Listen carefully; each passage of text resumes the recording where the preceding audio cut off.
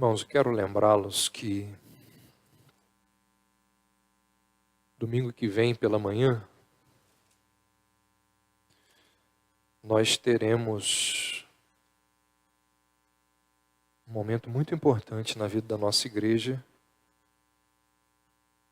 que é a consagração dos nossos diáconos, eleição da diretoria e indicação para presbíteros.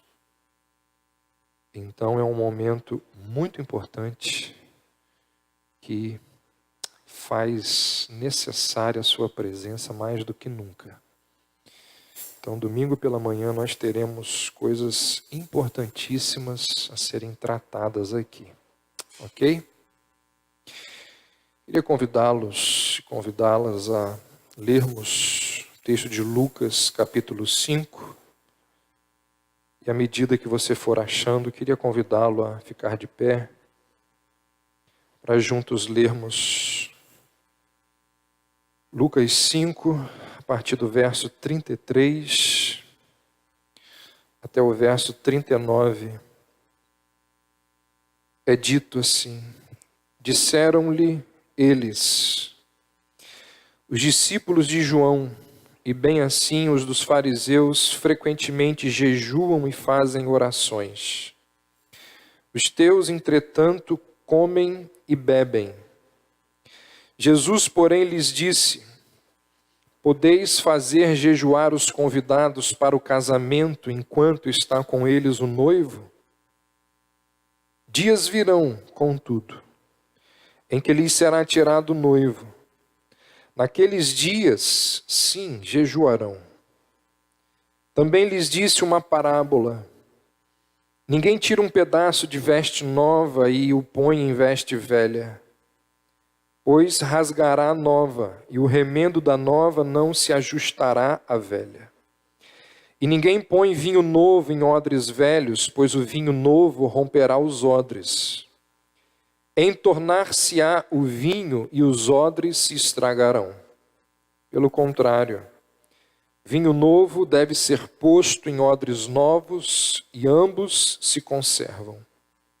E ninguém, tendo bebido o vinho velho, prefere o novo, porque diz: o velho é excelente. Podem assentar. Aqui nós temos o relato do terceiro debate, do terceiro conflito de Jesus com os fariseus. Se você voltar um pouco aí, a lembrança, você que tem estudado com a gente aqui o Evangelho de Lucas, a primeira vez que Jesus entra em confronto com os fariseus é quando ele cura o paralítico e ao mesmo tempo diz àquele paralítico que os pecados dele estavam perdoados. E aquilo gera uma certa revolta ali naqueles líderes religiosos que estavam ouvindo aquilo dali, como que Jesus poderia perdoar o pecado de alguém. Depois, o segundo conflito ocorre quando Jesus se assenta para comer com os publicanos e pecadores, o que nós vimos na semana passada. Os fariseus olham para aquele ato de Jesus, porque sentar-se à mesa naquela cultura significava comunhão, relacionamento íntimo. Eu estou ouvindo um chiadinho. Hã? É a minha pilha? Então não vai ter jeito, né? Eu teria que entrar aqui para pegar uma pilha nova, eu não trouxe. Vamos ver se eu consigo aguentar. Você pega aqui para mim, Sérgio? Está em alguma das gavetas aqui. Deve estar nessa primeira aqui para trocar. Vamos voltar para cá. A culpa é minha. O segundo momento, quando Jesus tem esse confronto com os fariseus, é quando ele... Vocês não vão conseguir, nem eu, né? Deixa eu trocar a pilha aqui. Não, mas o retorno aqui para mim está chiando bastante. pegar aqui, essa aqui. Ele acha que é a pilha, vamos ver.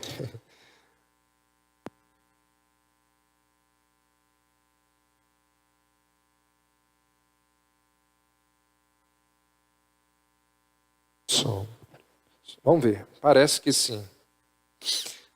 Hã? Não, deixa aqui. Não é a pilha não, tá continua chiado. Mas vamos lá, eu vou tentar me concentrar aqui.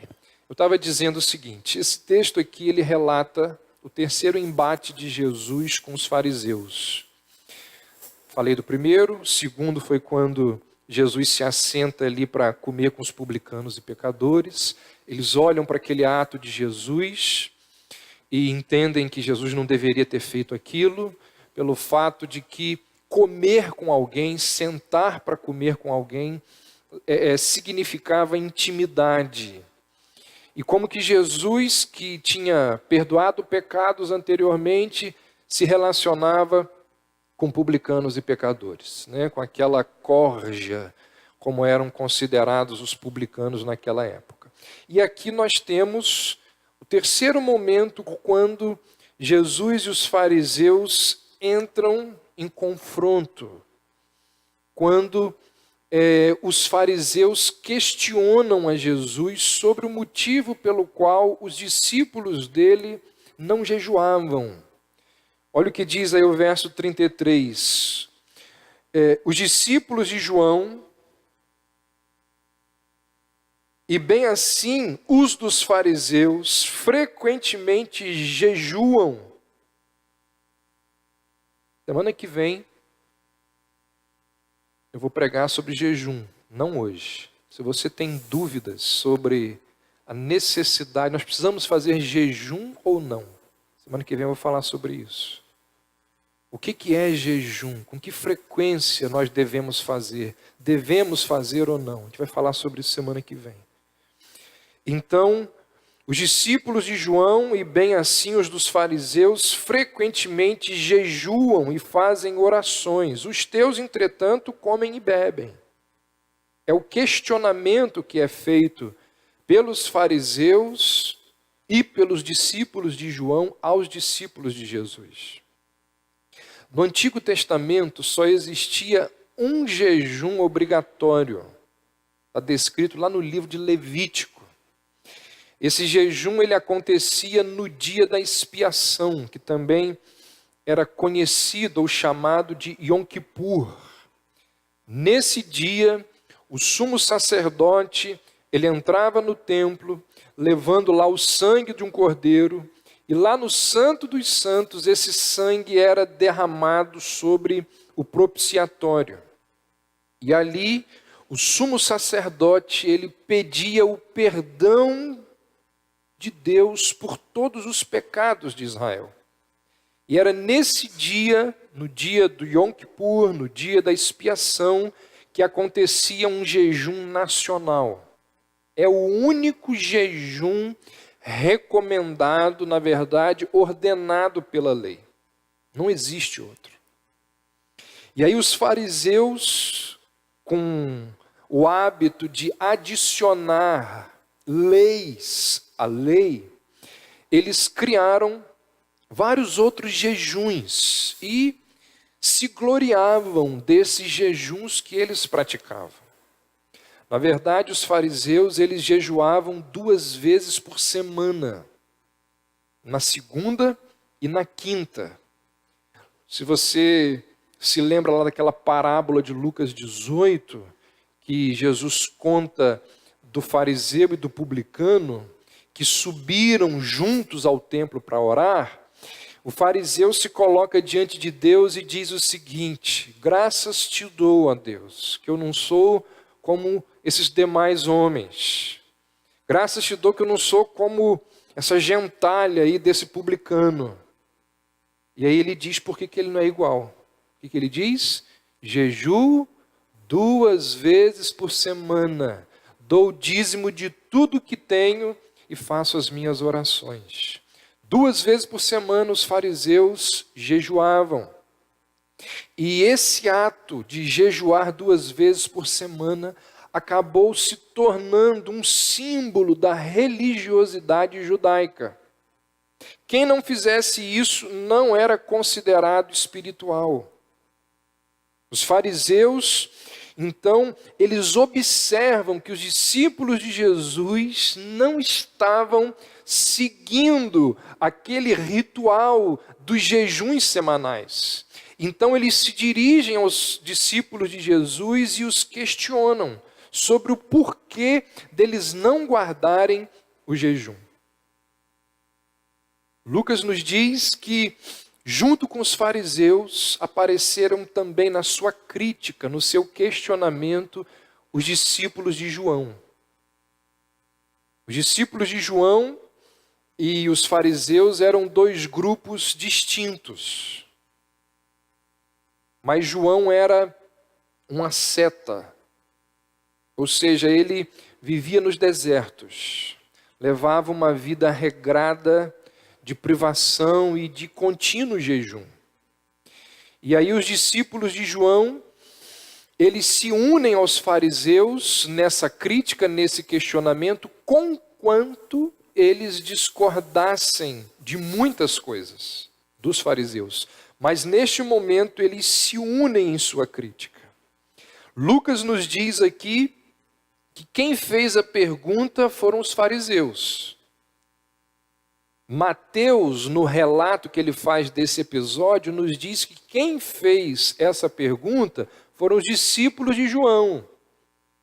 E Marcos vai dizer que alguns foram perguntar a Jesus.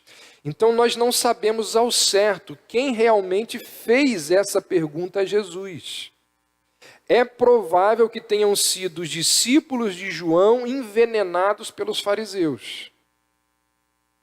O fato é que essa é uma pergunta capciosa. É uma pergunta que não existe aqui sinceridade da parte de quem pergunta. É uma pergunta que visava expor Jesus. Afinal de contas, João era considerado um profeta.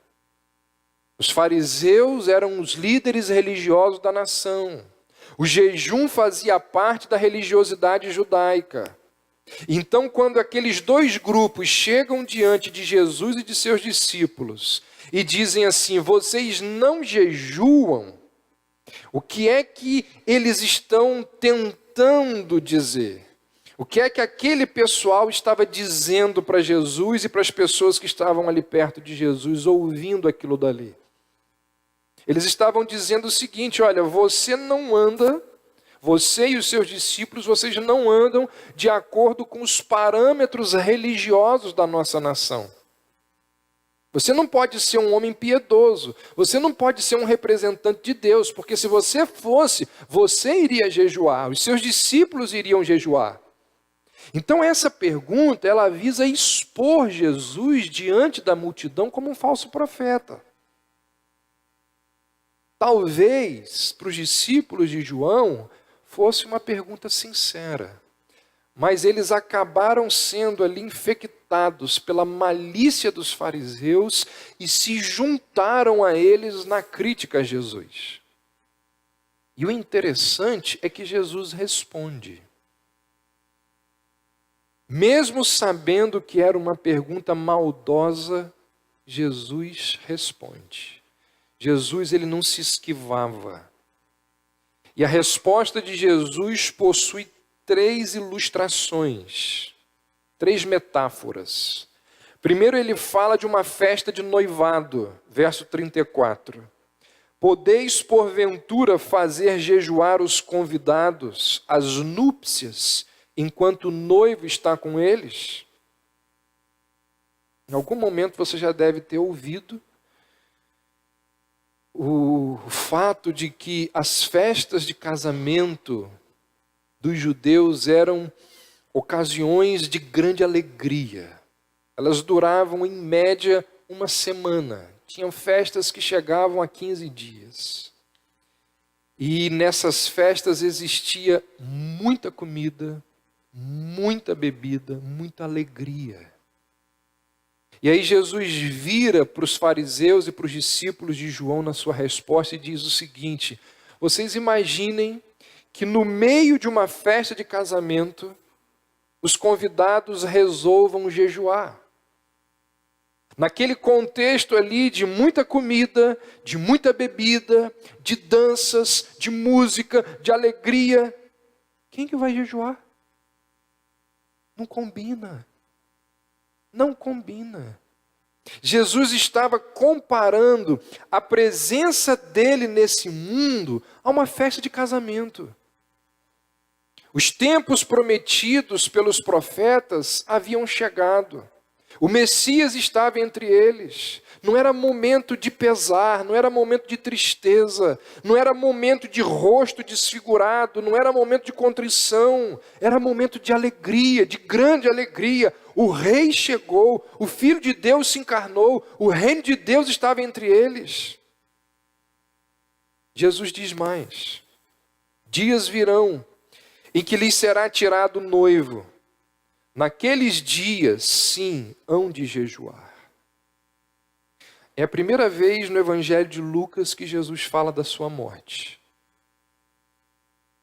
Então aqui Jesus já sabia que seria morto, que voltaria ao Pai e que os discípulos ficariam sem a sua presença. Jesus já está anunciando aqui que ele vai morrer. E aí Jesus diz: nesse momento, nessa ocasião, os meus discípulos irão jejuar. Perceba que Jesus ele não é contra o jejum. Jesus é contra o jejum por motivos errados e na ocasião errada. Jesus diz assim: olha, o momento certo chegará. A ocasião do pranto, a oportunidade do quebrantamento, da tristeza chegará. Mas naqueles dias em que Jesus estava com os seus discípulos, não era o momento de jejuar. Jejum expressa tristeza, e aquele momento da presença de Jesus entre os discípulos era um momento de alegria, de regozijo. Então Jesus diz: podeis fazer jejuar os convidados para o casamento enquanto está com eles o noivo?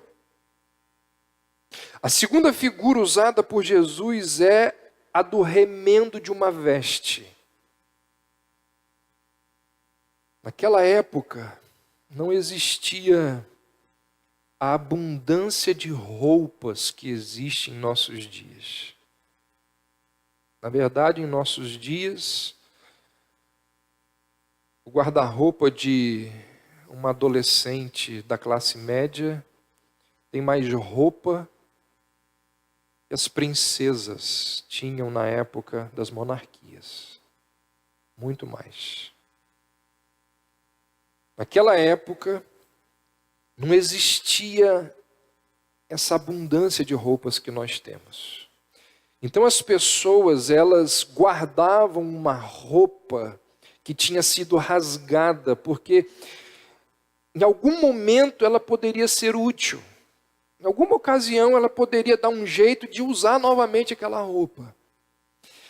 E as pessoas sabiam muito bem que se usassem um tecido novo, se eles apanhassem lá um tecido novo para remendar uma roupa que tinha sido rasgada, uma roupa antiga, na primeira lavagem daquela roupa, o tecido novo iria se encolher e a roupa iria se rasgar.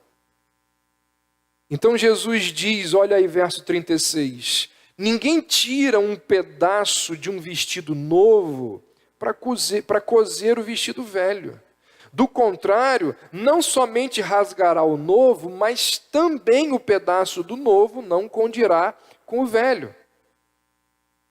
Jesus era a novidade divina, prometida no Antigo Testamento. E o remendo velho era o judaísmo com as suas tradições, com as suas regras. E Jesus está dizendo, olha, não combina. O novo que eu estou trazendo com essa velhice do rabinismo farisaico. Isso são coisas incompatíveis. O que eu estou trazendo, o evangelho, a mensagem que eu estou trazendo não combina com o que os fariseus, os líderes religiosos estão propondo há muito tempo.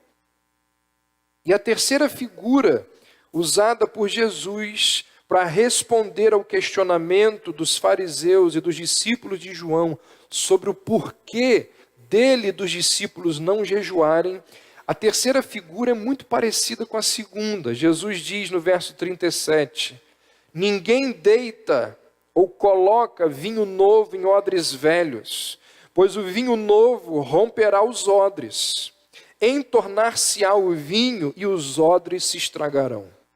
Pelo contrário, vinho novo deve ser posto em odres novos e ambos se conservam. Odre é um saco de couro que era preparado para guardar o vinho. Naquela época não existia esse sistema de engarrafamento que nós temos nos dias de hoje. A questão é que o vinho, quando ele é colocado num saco de couro, ele fermenta e expande. E o couro novo, ele não aguenta a pressão do vinho expandindo e rasga. Couro velho, perdão. E acaba então se perdendo o odre e o vinho. Não se coloca vinho novo num couro velho. Jesus diz, vinho novo coloca-se em odres novos, para que ambos eles estejam expandindo juntos. Jesus é o vinho novo, que veio trazer alegria, que veio trazer plenitude, gozo, comunhão com Deus. O farisaísmo era aquele odre velho que não esticava mais. Era aquele legalismo engessado que não comportava ali as realidades do reino de Deus. Então não fazia sentido para os fariseus cobrar dos discípulos de Jesus aquele pesar farisaico, aquele rigor asceta num momento de grande alegria.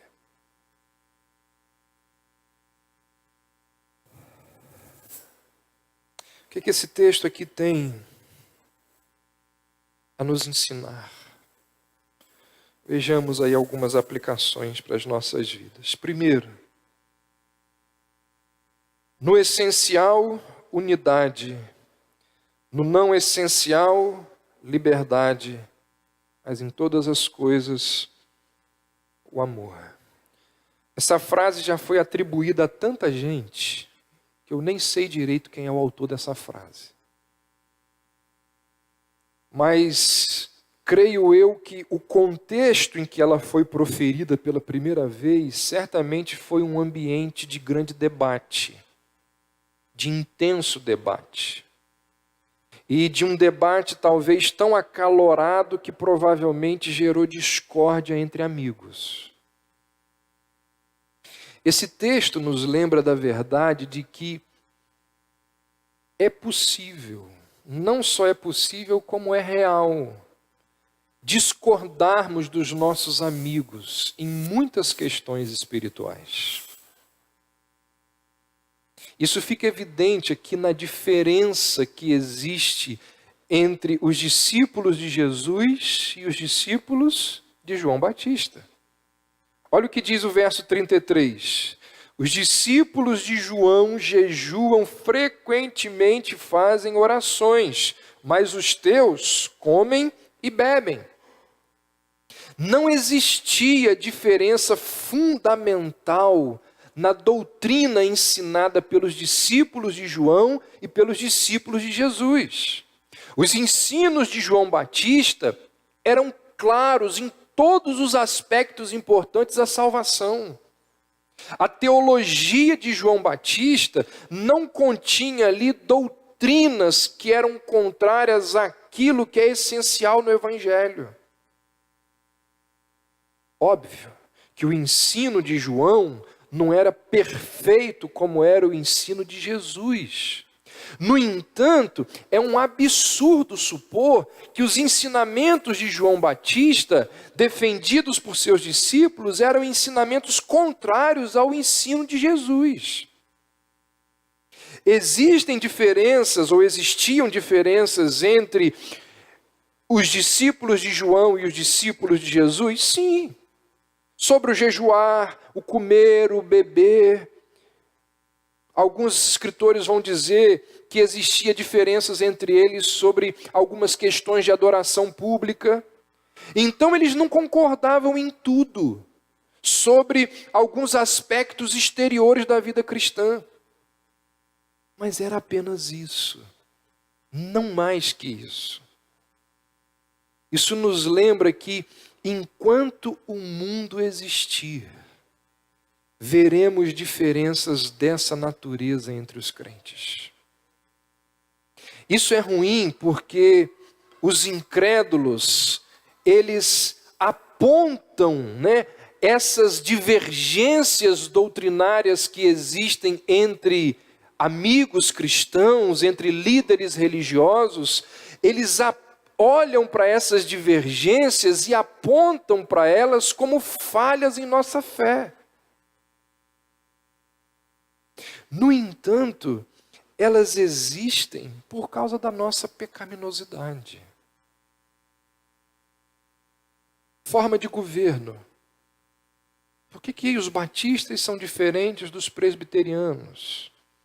Liturgia.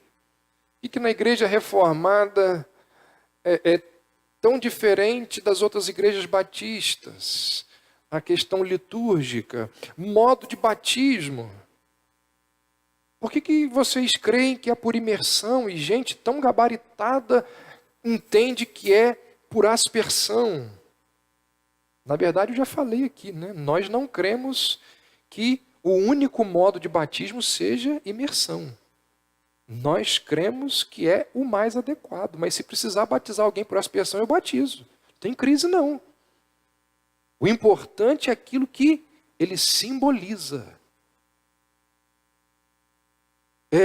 Administração da ceia.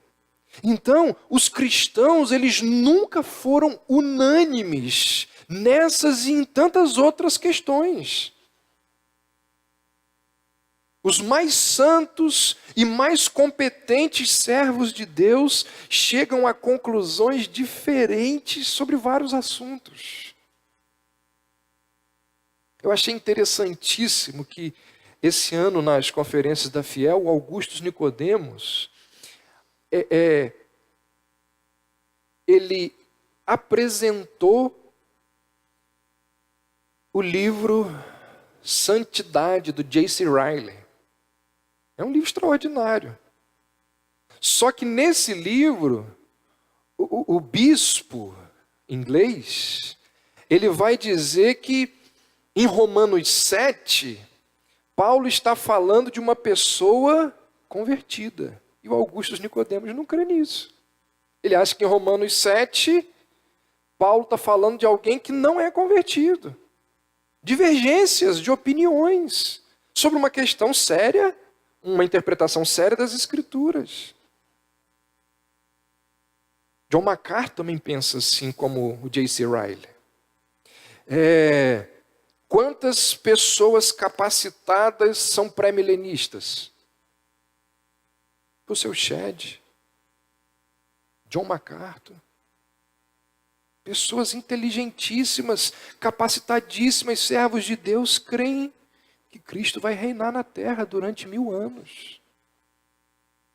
Outros não creem nisso. E essa semana aí, com a atitude lá do Trump, os dispensacionalistas estão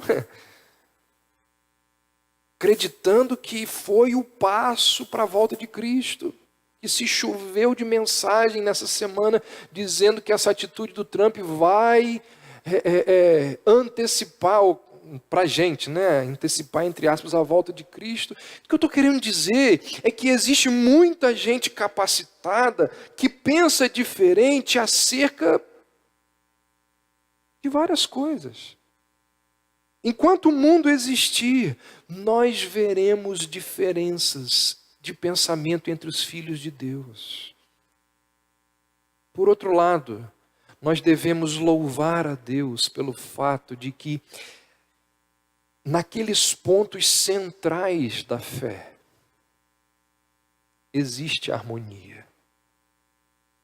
No que se refere ao pecado, ao arrependimento, à fé, à trindade, à natureza de Cristo, no que diz respeito às doutrinas centrais da fé cristã, existe harmonia entre aqueles que são chamados de evangélicos. Aonde que isso nos leva? Existem muitas implicações disso daqui. Uma delas, eu te pergunto, vale a pena brigar por aquilo que não é essencial?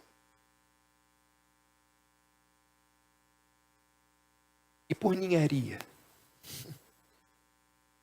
Fico impressionado como que nós brigamos por questões que não são relevantes. Emitir uma opinião, dar o seu ponto de vista, isso é válido. Agora, brigar por questões que não são essenciais é o que mais tem por aí. Há pouco tempo um amigo postou o seguinte no seu Face: falta de senso de urgência e proporção, dar ênfase exagerada nos debates com arminianos e negligenciar a refutação aos dogmas dos mórmons e dos testemunhos de Jeová. Como nós gostamos de priorizar aquilo que é secundário. Lembra lá do texto do apóstolo Paulo? Queria que você abrisse, porque eu acho que tem gente que ou não conhece, ou nunca leu, ou está precisando lembrar. Abra aí, por gentileza, Tito, capítulo 3.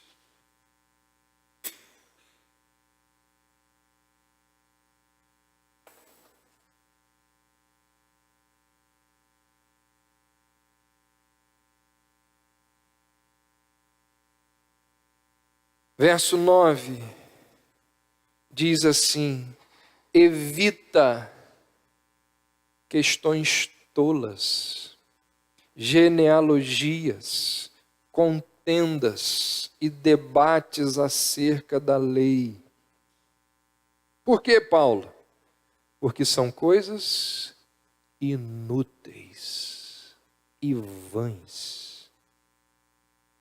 E olha que naquela época não existia Facebook, WhatsApp.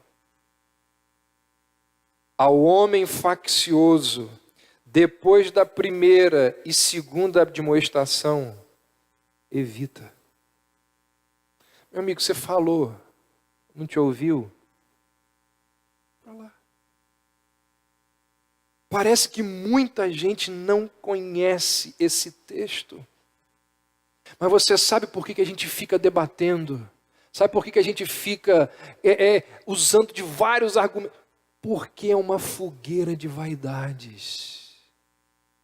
Porque a gente fica querendo mostrar que nós somos mais inteligentes que o outro, que nós somos mais sagazes que o outro. A gente não quer convencer o outro de nada, a gente quer mostrar que nós somos melhores.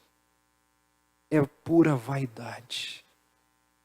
Os discípulos de João Batista e os discípulos de Jesus nos lembram desse princípio. Nunca pensaremos de forma semelhante em todas as coisas. Isso significa o quê? Muita coisa. Mas uma delas é que naquilo que não é essencial, nós devemos ter paciência com o outro. Respeitar a opinião dele e que Deus te abençoe, meu irmão. Segundo, esse texto aqui nos ensina, Deus nos concedeu exercícios espirituais para o nosso crescimento. Existem disciplinas espirituais que precisam ser exercidas para crescermos na fé. Você viu o que eu falei? Disciplina espiritual. Existem algumas coisas que nós precisamos fazer para crescermos na fé. Leitura das Escrituras, leitura diária das Escrituras, oração, comunhão com os irmãos, participação nos cultos públicos, ouvir a exposição das Escrituras, participar da ceia. Essas e algumas outras coisas são chamados de meios de graça. E através deles o nosso relacionamento com Cristo vai se solidificando, vai aumentando cada vez mais. E um desses meios é o jejum e a oração. Jesus aqui não está sendo contra o jejum, ele estava sendo contra o jejum no momento errado, pelo motivo errado e como uma prática constante. Se um cristão desejar jejuar 2 ou 3 vezes por semana, isso é uma decisão dele, é uma decisão particular. O que ele não pode é impor ao povo de Deus que faça a mesma coisa que ele. Mas que todos nós precisamos de disciplinas e de exercícios espirituais, isso é bíblico. E como nós não temos disciplinas e exercícios espirituais? A hora da academia é sagrado, né? Quero ver quem tira você da sua rotina da academia. Mas você tem hora para ler as Escrituras?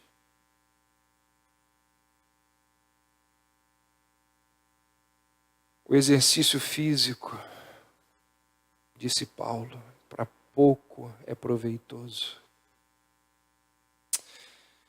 Terceiro, muitas vezes os maiores críticos são aqueles que se apresentam como piedosos espirituais. Os fariseus eram os espirituais daquela época. E eram os primeiros a criticar Jesus em tudo. Por isso que eu iniciei a mensagem falando dos embates de Jesus e dos fariseus. Os fariseus estão o tempo todo criticando Jesus. Por onde quer que Jesus vai, eles vão atrás. E esse espírito farisaico, ele continua nos nossos dias. Quanto mais piedosa e espiritual uma pessoa acha que é, preste atenção, não estou falando se ela é, estou falando se ela acha que é.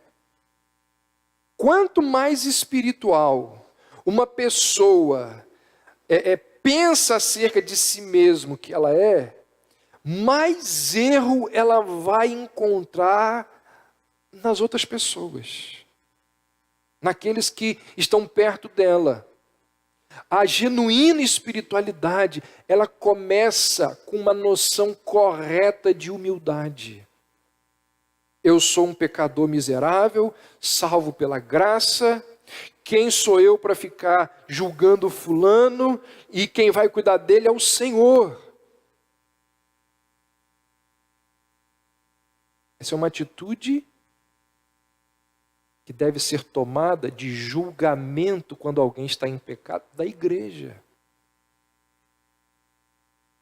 Agora, nós muitas vezes na nossa falsa espiritualidade ficamos condenando os outros com um espírito farisaico.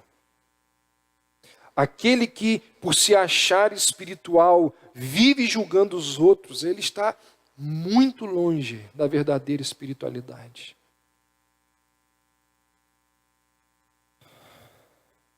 Quarto, esse texto nos mostra que grande amor é o amor que Cristo tem por nós. 2 vezes nessa passagem, Jesus se refere a si mesmo como o noivo. O noivo. E esta expressão, ela está repleta de ensinamentos. Essa expressão, o noivo, conforta, encoraja de maneira muito especial aqueles que são salvos por Cristo. Esta expressão nos ensina sobre a união íntima que existe entre Jesus e os crentes. E essa união entre Cristo e os cristãos, ela é muito mais íntima do que aquela união que existe entre reis e súditos, entre um senhor e os seus escravos, entre um professor e seus alunos, entre um pastor e as suas ovelhas. Essa expressão utilizada por Jesus aqui nos fala da mais íntima união que existe entre seres humanos, que é a união que existe entre marido e mulher, entre o esposo e a esposa. Embora sejamos fracos, imperfeitos, indignos, Cristo demonstra uma afeição tão terna para conosco, como um esposo demonstra a sua afeição para com a sua esposa. Esta expressão nos ensina a completa participação que nós temos em tudo que Cristo possui. Na verdade, a gente não consegue alcançar. O que significa isso? Que privilégio é esse aqui? Porque assim como o marido dá o seu nome à sua esposa, ela carrega o nome dele, muitas vezes torna a esposa participante dos seus bens. Ela não tinha nada, e ao casar com ele agora tem muitas coisas. Torna-a participante da sua casa, do seu cartão. Assim como o marido assume os débitos da esposa, assim como o marido assume todas estas coisas, Cristo também age em relação a todos os convertidos crentes. Ele assume os débitos que eram dos pecadores. Agora é meu. Os pecados dos cristãos agora são meus. Ele declara que os pecadores tornam-se parte dele mesmo. Ele afirma que se alguém magoa os convertidos, está magoando a ele mesmo. Jesus outorga aos crentes coisas que ultrapassam a nossa capacidade de compreensão. Esta expressão que Jesus usa aqui, o noivo, ela está repleta do amor de Cristo para conosco. E mostra como que nós somos valiosos para o Senhor.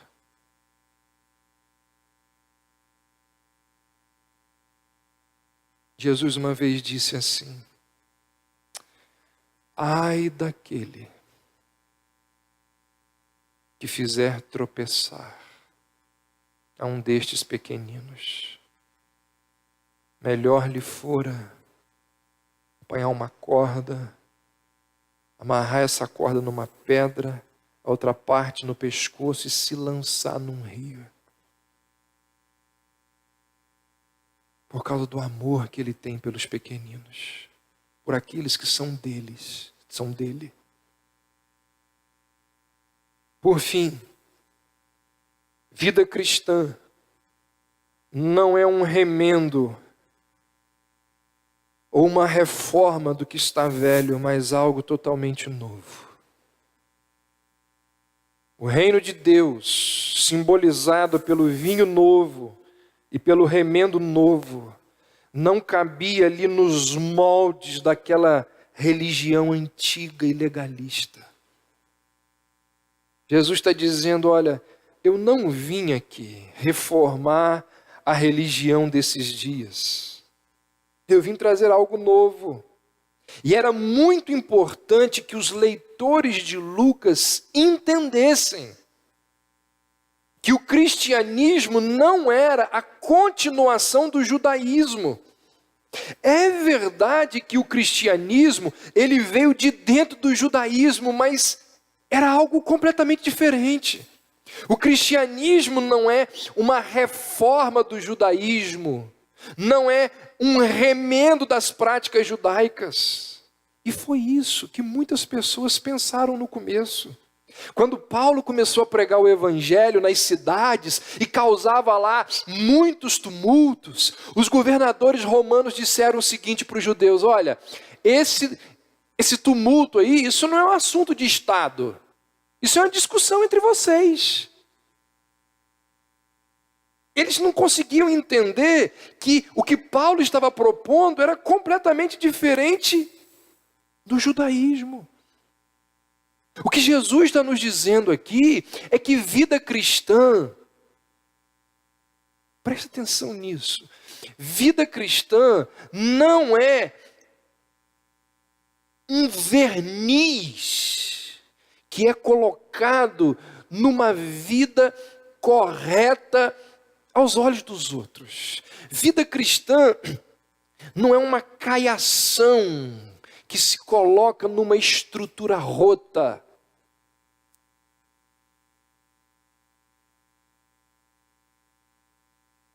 Irmãos, conversão a Cristo não significa dar uma melhorada na nossa moralidade.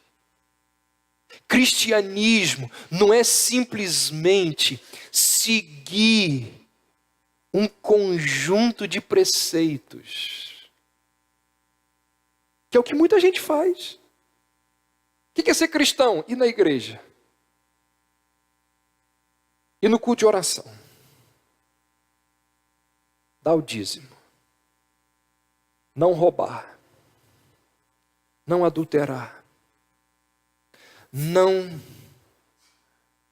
o que você poderia colocar aqui? Cristianismo não é simplesmente mudar alguns hábitos que são condenáveis. Não é isso que é cristianismo.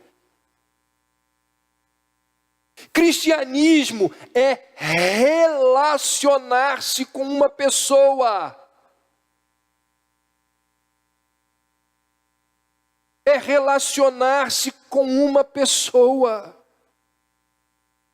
É conhecer cada vez mais a Jesus Cristo. Guardar regras.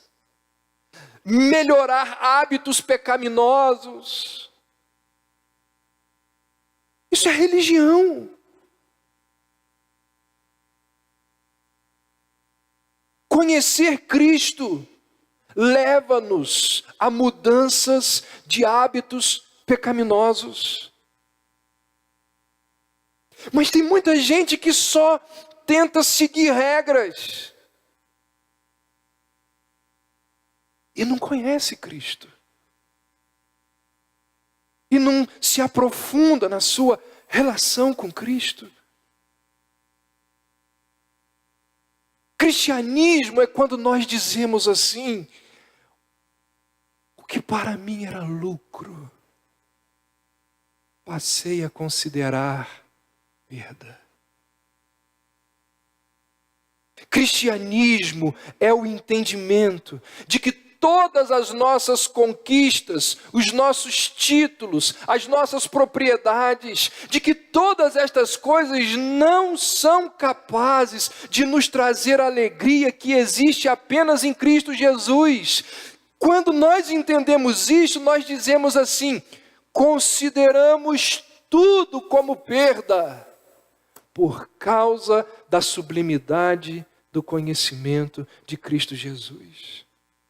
Cristianismo significa abrir mão de muitas coisas por causa de Jesus.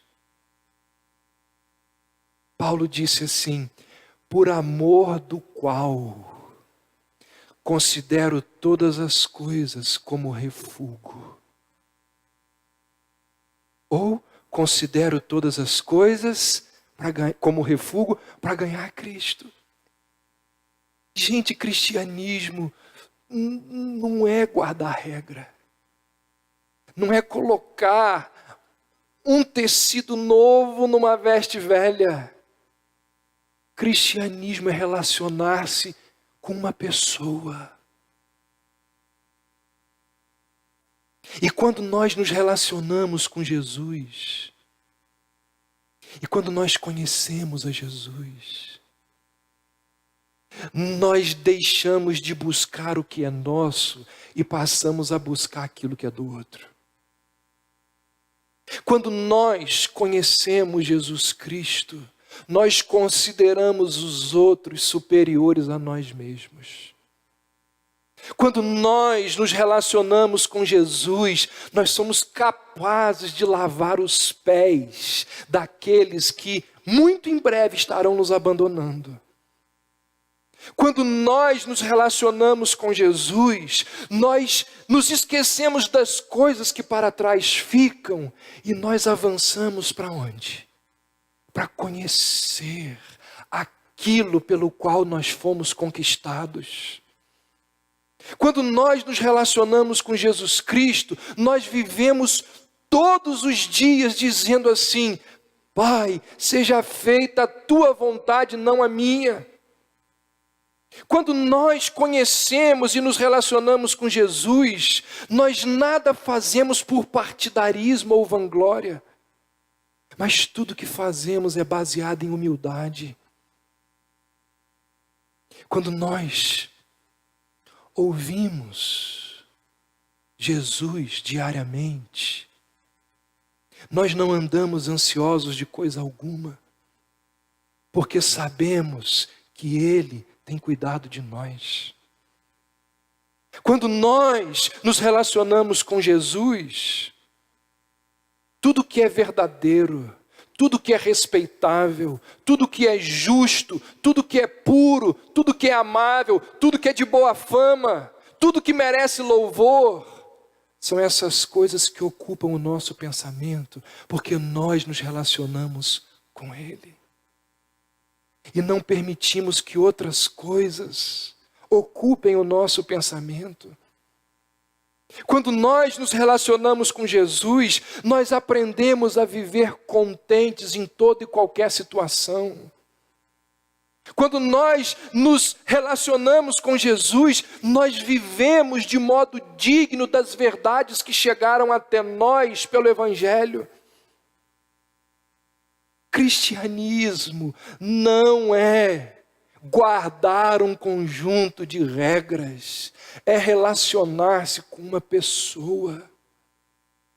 E ao nos relacionarmos com esta pessoa, nós vamos obedecer a todos esses mandamentos por prazer, por amor.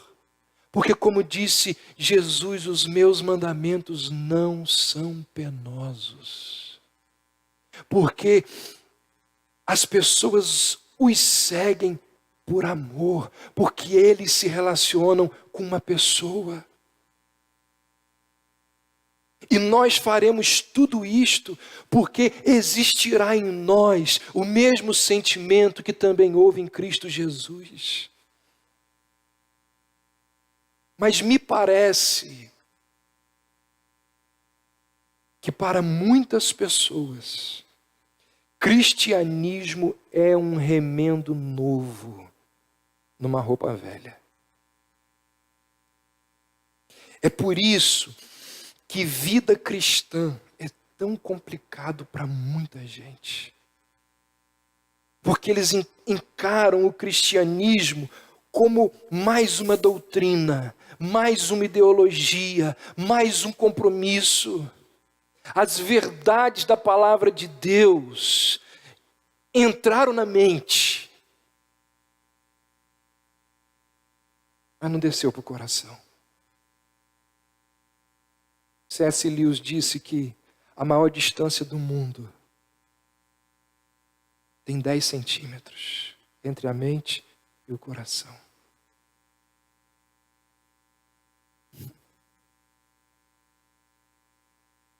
Me parece que muitos de nós somos religiosos, assim como os fariseus. Porque não entendemos que cristianismo é viver ao lado de uma pessoa. É relacionar-se com uma pessoa.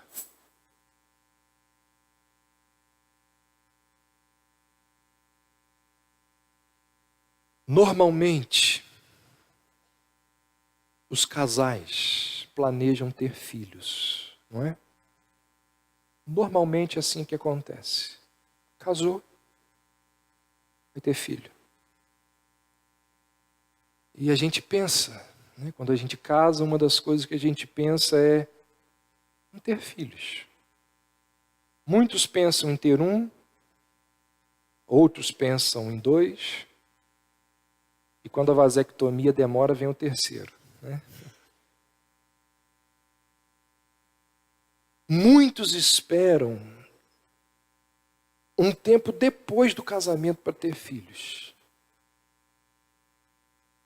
E enquanto os filhos são lá uma realidade distante, tipo assim, daqui a 3 anos a gente quer ter filho. Daqui a 5 anos, daqui a 4 anos. Enquanto os filhos são uma realidade distante, não se fazem planos. Enquanto os filhos, daqui a 3 anos eu vou ter filho, então você não vai arrumar o quarto do bebê hoje. Enquanto o filho é uma realidade distante, o orçamento não muda. Não se compra um carro maior. Enquanto o filho é uma realidade distante, a gente não sabe o nome das fraldas. A gente não sabe o que é ficar acordado durante as madrugadas. A rotina, os horários, os humores da casa não são alterados. Mas quando você abre o resultado do exame, está escrito lá assim, positivo. A sua vida muda para sempre. A partir daquele momento, a sua vida nunca mais vai ser a mesma. O que eu estou querendo dizer com essa ilustração é que enquanto você não acredita na notícia, enquanto aquela mensagem não se torna sua, os imperativos não têm força. Enquanto você não acredita na mensagem, não existe senso de urgência. Você pensa em ter filhos, mas isso vai acontecer daqui a 6 anos. Isso não mexe com o seu presente. Apenas quando a iminência da mudança é vivida, é que a mensagem ganha força. Quando você acredita que está chegando, aí você vai agir. Porque enquanto você não acredita, você não faz nada. Nós retardamos, nós postergamos aquilo que não nos é real. O que eu estou querendo dizer para você é que comportamentos não mudam se a notícia não for verdadeira para você.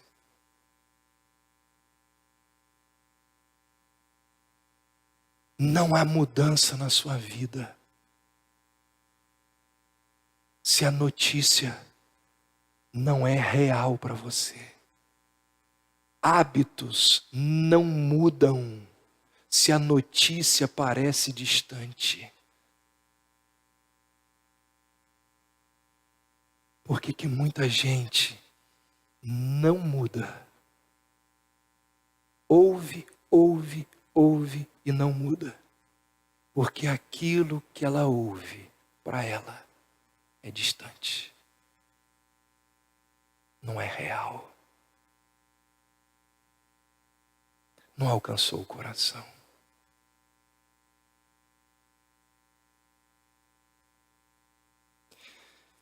Há pouco tempo eu ouvi um pregador já experiente. Ele disse o seguinte: a maior necessidade que nós pastores possuímos, a maior necessidade que os pastores possuem é de pregar o evangelho nas suas igrejas. Preguem sermões evangelísticos nas igrejas de vocês. Porque as igrejas estão cheias de pessoas que não são convertidas. Me parece que ele tem razão. A notícia chega, mas é indiferente, porque para ela não é real. O que as pessoas são? Religiosas. Ele disse, sola fide, precisa ser enfatizado em nossas igrejas. Pregue justificação pela fé nas suas igrejas. Porque as pessoas que estão lá não são convertidas. Por que não há mudança de hábito? Porque a mensagem não é real para a gente. Nós somos legalistas, religiosos. Me parece que esse diagnóstico está certíssimo. As nossas igrejas estão cheias de pessoas religiosas e não convertidas. Homens e mulheres, eles estão nas igrejas tentando remendar pedaços da sua vida moral que estão precisando de um remendo novo. Não entenderam que cristianismo é relacionar-se com uma pessoa. É viver ao lado de Jesus de Nazaré. Enquanto não entendermos isto, nós ficaremos aí, cheio de odre, estourando, cheio de roupa se rasgando, pelo fato de que nós temos vivido e visto por aí muita religiosidade e pouca conversão. Deus tenha piedade de nós. E que você pense no porquê de você não conseguir viver a vida cristã. O porquê que a vida cristã é um fardo para você.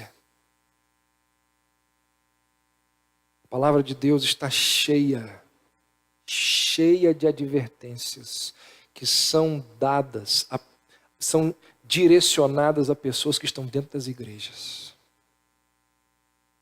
Examinai-vos a vós mesmos. Para quê? Para ver se realmente estáis na fé, diz a Escritura. Impressionante o número de pessoas que existem nas nossas igrejas, que somem da igreja, que desaparecem, que andaram com a gente, caminharam conosco, e de repente se enveredam por caminhos completamente diferentes daquilo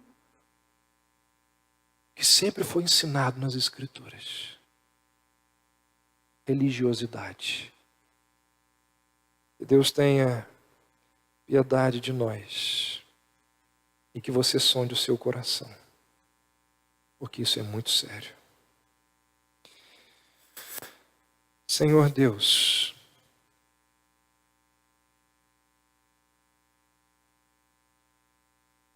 que aqui entre nós haja revisão de vida, que aqui entre nós haja questionamento da própria fé.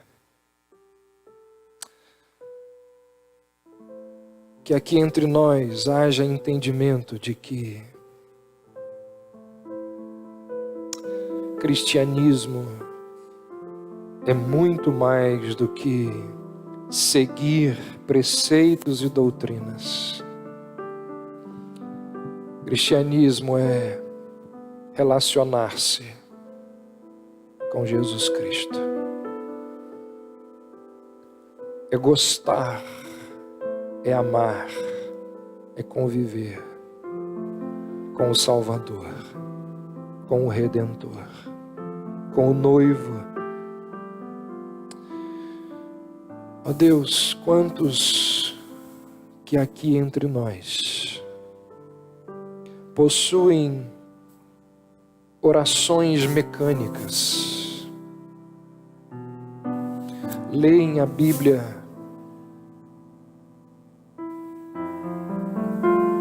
como o tirar uma culpa porque precisa fazer algo naquele dia. Quantos aqui entre nós, ó Deus, têm dificuldades enormes de se relacionar com o Senhor?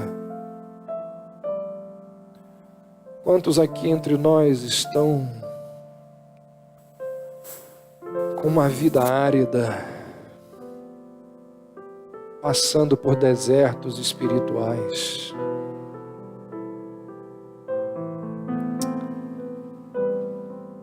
Ó Deus, que o Senhor possa nos ajudar, que o Teu Espírito Santo seja derramado sobre as nossas vidas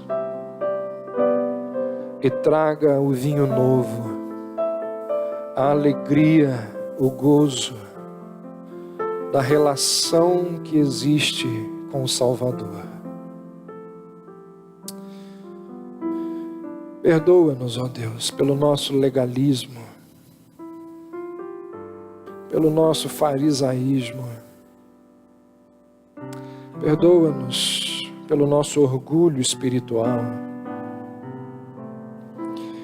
E que o Senhor, ó Deus, nos ajude a estarmos revendo tudo que aqui ouvimos, tudo que aqui temos aprendido, todas essas verdades que a Tua Palavra